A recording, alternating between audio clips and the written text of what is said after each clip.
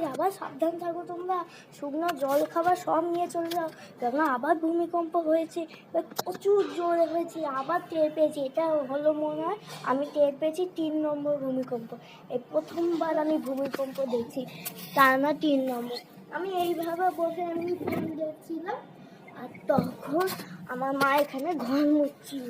আমি ভাবি মনে হয় মা খাট না হচ্ছে, এরম ভাবে এত জোরে যে খাট নাড়ছিল না, এইবার বলছে আমি এইবার বসে আছি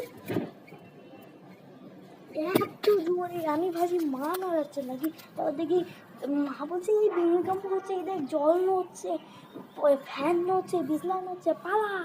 না মা ফ্যান দেখেনি, আমি ফ্যানের দিকে তাকাতেও পারিনি, ভুলে গেছি। আর তখন আমার দাদা এসে বলছে ও মা ভূমিকম্প হচ্ছে।